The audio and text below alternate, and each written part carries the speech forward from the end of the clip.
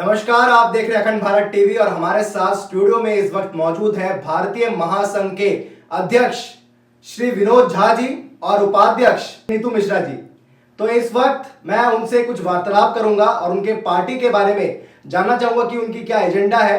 कल चौथा स्थापना दिवस वो मना रहे हैं, तो उसके लिए उनका क्या वक्तव्य है मैं उनसे जानना चाहूंगा। तो श्री विनोद झा जी, पहले आप बताइए, अपना वक्तव्य रखिए कि इस पार्टी का क्या एजेंडा है, क्यों ये पार्टी दूसरों से अलग है।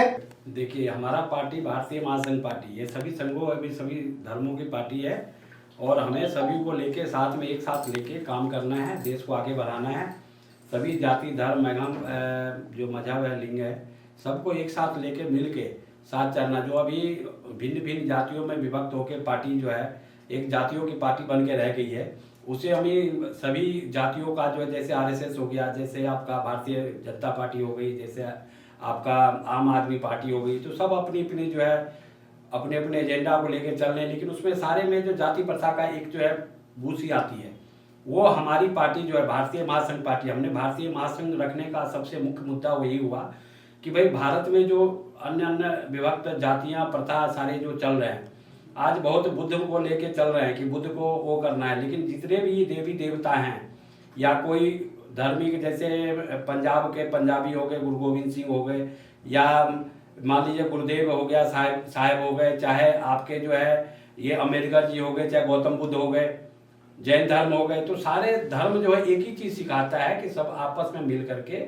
और साथ चल करके एक दूसरे का हम जो है सेवा भाव से काम करें।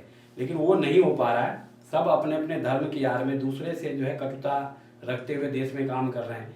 कोई भी कानून व्यवस्था सही से चल नहीं रही है। जो साफ सफाई की काम है, जो रोजगार का काम है, व्यवस्था सारी चरमरा सी गई है। महंगाई इतनी चरम सीमा पे है कि गरीब लोग बिल्कुल त्राहिमाम में गुजर रहा है। तो इसको देखते हुए भारतीय महासंघ पार्टी जो है एक महासंघ के रूप में आई है, जो कि बहुत सी कम समय में भारत में 11 स्टेट में पार्टी फैल चुकी है और अच्छे अच्छे काम से वो जाने जा रही है।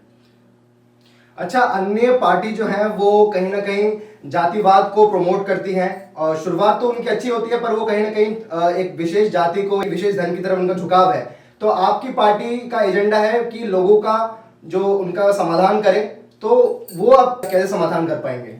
हमारे भारतीय महासंघ पार्टी का सबसे मेन मुद्दा है कि मानव जाति एक समान, मानव कोई भी हो, चाहे वो हिंदू हो, मुस्लिम हो, सिख हो, ईसाई हो, कोई भी धर्म है, कोई भी मजहब है, उसके इंसान सबसे पहले हमारा होता है इंसान।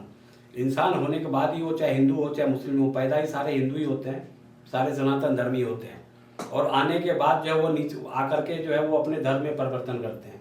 तो उसी परिवर्तन के तहत जो है हम सबसे एक समान लेके चलना चाह रहे हैं कि जिसको, क्योंकि ये जो है भारत जो है ये स्वतंत्र भारत है और ये स्वतंत्र भारत में सभी को अपना एक अधिकार है कि भाई अपने अधिकार के हैसियत से अलग रह सकते हैं, अलग देवी देवता को पूजा कर सकते हैं, अलग मजहब में जा सकते हैं, धर्म को अपना सकते हैं।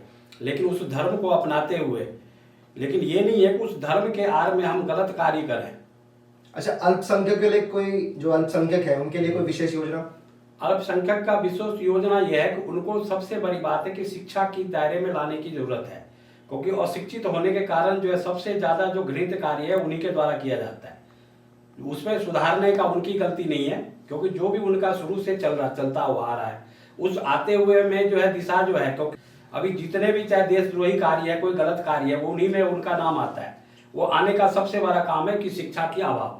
अगर शिक्षित हो और सही से अगर उनको दिशा निर्देश दिया जाए तो वो भी इंसान है, वो सही रास्ते पे आके सही दिशा में काम करेंगे। चलो, शुक्रिया बहुत बहुत। अब हम भारतीय महासंघ पार्टी के राष्ट्रीय उपाध्यक्ष नीतू मिश्रा जी से बात करेंगे।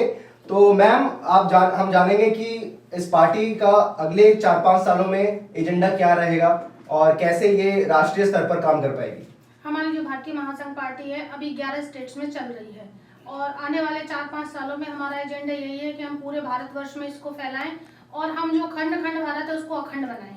सबको हम एक करना चाहते हैं और हम किसी जाति मजहब विशेष को लेके नहीं चल रहे हैं। हम सिर्फ इस बात को लेके चल रहे हैं कि मानवता ही जीवन है, मानवता ही सेवा है। हमें सिर्फ मानव जाति की सेवा करनी है, गरीब लोगों को देखना है। आज जो चल रहा है कि आरक्षण, मेन मुद्दा चल रहा है आरक्षण का, हमने भी आरक्षण के लिए काम करना है, लेकिन आरक्षण देना है आर्थिक स्तर पे।